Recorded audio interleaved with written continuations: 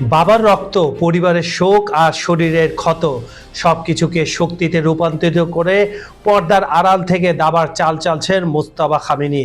অন্যদিকে ট্রাম্পের হুমকি উড়িয়ে দিয়ে জেনারেলরা নিলেন চূড়ান্ত যুদ্ধের শপথ। ইসলামাবাদে আলোচনার টেবিল ভেঙে চুরমার। তবে কি হরমুজ প্রণালীতে শুরু হতে যাচ্ছে শতাব্দীর ভয়ঙ্করতম সংঘাত? আমেরিকার নতুন ডাইনামিক টার্গেট আসলে কি? ইরানের অদম্য শক্তির নেপথ্যে থাকা সেই শক্তির ত্রিভুজ নিয়ে আজ থাকছে বিশেষ বিশ্লেষণ। মধ্যপ্রাচ্যের রণক্ষেত্রে সমীকরণ বদলে যাচ্ছে প্রতি মুহূর্তে। একদিকে পশ্চিমা বিশ্বের নিষেধাজ্ঞা আর সামরিক চাপ, অন্যদিকে ইরানের কট্টরপন্থী জেনারেলদের ইস্পাত কঠিন মনোভাব। তেহরান কি এখন সত্যি অপরাজেয়? ওয়াশিংটন আর ইসরায়েলের রাতের ঘুম হারাম করা সেই গোপন রণকৌশল নিয়ে আমাদের আজকের বিশেষ আয়োজন। ইরান এখন থামবে না। পুরো বিষয়টি বুঝতে ভিডিওটি শেষ পর্যন্ত আমাদের সাথেই থাকুন।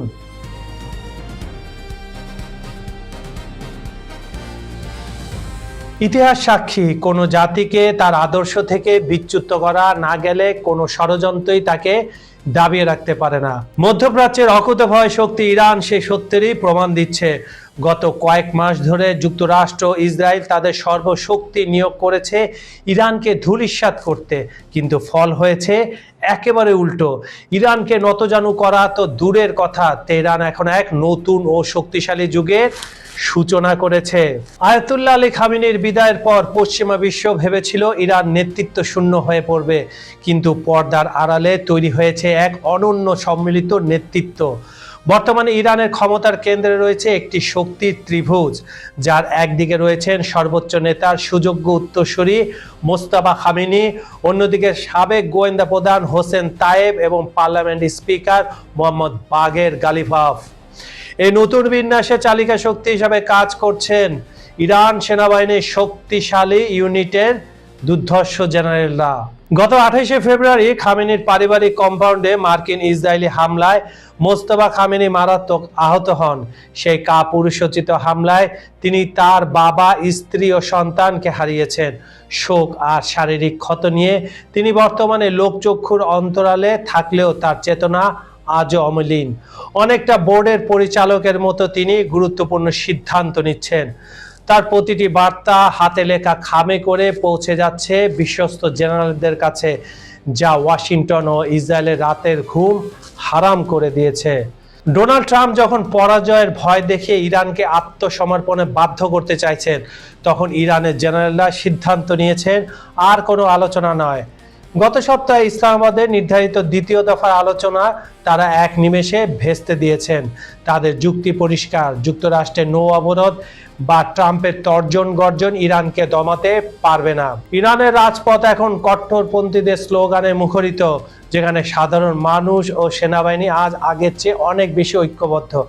এবং এরকমও দেখা গেছে ইরানের জেনারেলরা বলছেন এখন জনগণই ঠিক করবে কোথায় কোথায় মিসাইল মারা হবে যদি আবার যুদ্ধ শুরু হয়। তার মানে তিনি পুরো ইরানিদের একত্রিত করে তাদের উপর পাওয়ারটা ছেড়ে দিয়েছে। এক অনন্য কৌশল দেখালো ইরানি জেনারেলরা।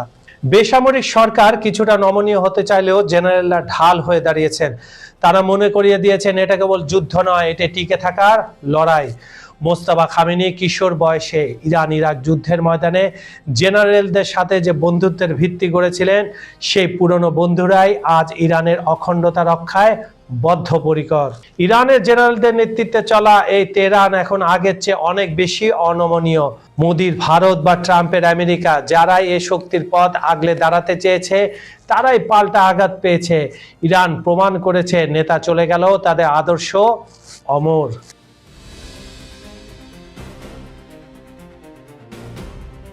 ইরানের সঙ্গে চলমান যুদ্ধবিরতি ভেঙে গেলে দেশটির কৌশলগত গুরুত্বপূর্ণ জলপথ হরমুজ প্রণালীর সামরিক সক্ষমতা গুঁড়িয়ে দিতে নতুন পরিকল্পনায় এগোচ্ছে মার্কিন সামরিক বাহিনী।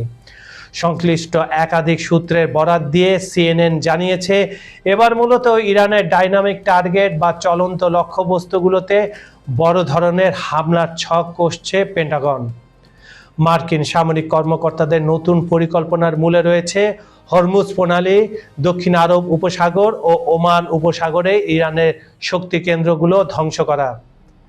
বিশেষ করে ইরানের দ্রুতগামী আক্রমণকারী নৌযান এবং মাইন স্থাপনকারী জাহাজগুলোকে লক্ষ্যবস্তু করা হবে। তেহরান এসব সরঞ্জাম ব্যবহার করে গুরুত্বপূর্ণ জলপথ বন্ধ করে দেওয়ায় বিশ্ব অর্থনীতিতে অস্থিরতা তৈরি হয়েছে, যা মার্কিন প্রেসিডেন্ট ডোনাল্ড ট্রাম্পের মূল্যস্ফীতি কমানোর চেষ্টাকে বড় ঝুঁকির মুখে ফেলেছে। আগের দফায় মার্কিন বাহিনী ইরানের মূল ভূখণ্ডের ভেতরে হামলার পথ তৈরি করতে দূরবর্তী লক্ষ্যবস্তুতে বোমা বর্ষণ করেছিল। গত 40 দিনের যুদ্ধে আমরা সেটা দেখেছিলাম।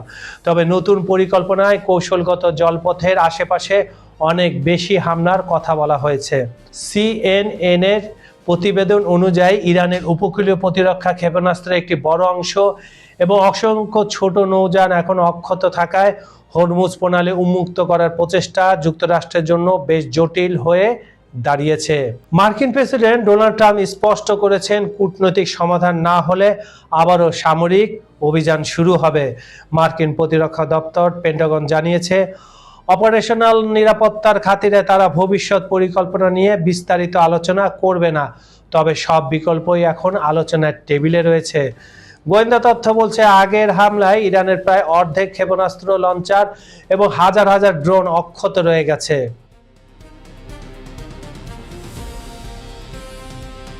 মার্কিন প্রতিরক্ষা মন্ত্রী পিট হেগসেট সতর্ক করেছেন, ইরান যুদ্ধবিরতির সুযোগ নিয়ে তাদের সামরিক সম্পদ নিরাপদ স্থানে সরিয়ে নিচ্ছে।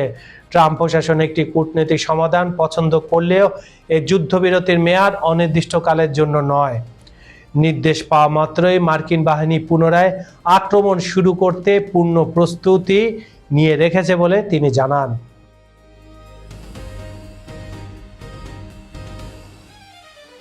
ওয়াশিংটন ও তেহরানের মধ্যকার উত্তেজনা নিরসনে নতুন এক কূটনৈতিক তৎপরতা শুরু হয়েছে।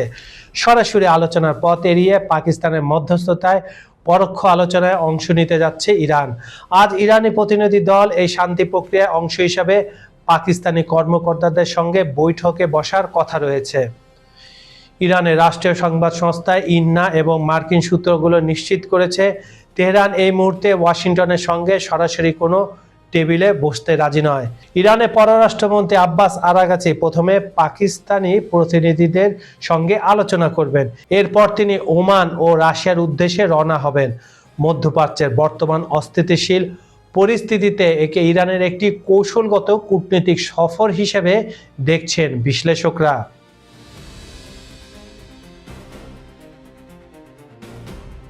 ইসলামাবাদ আশা করছে, আজকের এই প্রাথমিক পরোক্ষ আলোচনা সফল হলে অচিরেই যুক্তরাষ্ট্র ও ইরানের মধ্যে দ্বিতীয় দফার আনুষ্ঠানিক আলোচনার পথ তৈরি হবে। এর আগে গত 11 এপ্রিল প্রথম দফায় আলোচনা কোনো চূড়ান্ত সিদ্ধান্তে পৌঁছাতে না পারলেও পাকিস্তান হাল ছাড়ছে না।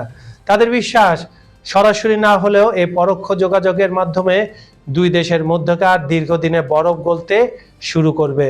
আলোচনা চললেও দুই দেশের মধ্যে এখনো গভীর আস্থাহীনতা বিদ্যমান, বিশেষ করে হরমুজ প্রণালীর নিরাপত্তা নিশ্চিত করা এবং ইরানের ওপর আরোপিত অর্থনৈতিক নিষেধাজ্ঞার মতো জটিল বিষয়গুলো সমাধানের ক্ষেত্রে প্রধান বাধা হয়ে দাঁড়িয়েছে। বন্ধুরা, একটি ঘোষণা, আপনার ব্যবসা বা প্রতিষ্ঠানকে আরো বড় পরিসরে পৌঁছে দিতে চান, আপনার ব্র্যান্ডকে তুলে ধরুন হাজার হাজার মানুষের সামনে সহজেই, দ্রুত।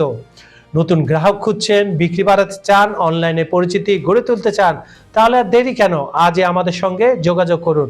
নাম্বার দেওয়া আছে ডেসক্রিপশনে। আপনার সফলতার যাত্রায় আমরা আছি আপনার পাশে। আমাদের ভিডিওগুলো আপনারা পৃথিবীর কোন প্রান্ত থেকে দেখছেন কমেন্টে জানিয়ে দিন। গতকালকের ভিডিওর সেরা 3টি কমেন্ট এখন আপনারা স্ক্রিনে দেখতে পাবেন। বেশি বেশি আমাদের ভিডিওগুলো দেখুন আর কমেন্ট করুন।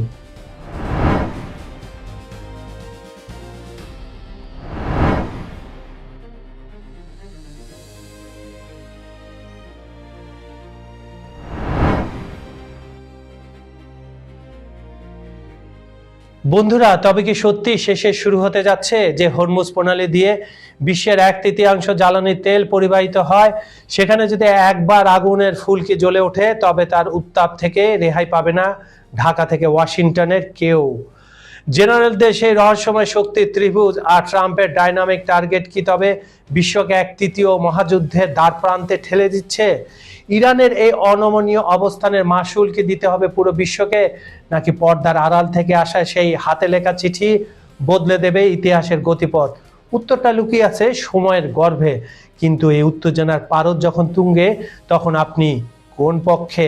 ইরান কি পারবে টিকে থাকতে, নাকি মার্কিন শক্তি চুরমার করে দেবে তেহরানের স্বপ্ন? আপনার যুক্তিপূর্ণ মতামত নিচের কমেন্ট বক্সে লিখতে ভুলবেন না। আপনার একটি মন্তব্য হয়তো আমাদের পরবর্তী আলোচনার মোড় ঘুরিয়ে দিতে পারে। পরবর্তী ভিডিওতে আমরা ফাঁস করতে যাচ্ছি এক চাঞ্চল্যকর গোয়েন্দা তথ্য, কেন হঠাৎ পরমাণু সমঝোতা নিয়ে পিছু হটছে পশ্চিমা শক্তি। সে বিশেষ বিশ্লেষণ দেখতে এখনই আমাদের সাবস্ক্রাইব করে বেল আইকনটি চেপে রাখুন, নয়তো মিস করবেন বিশ্ব রাজনীতির সবচাইতে বড় ব্রেকিং আপডেট।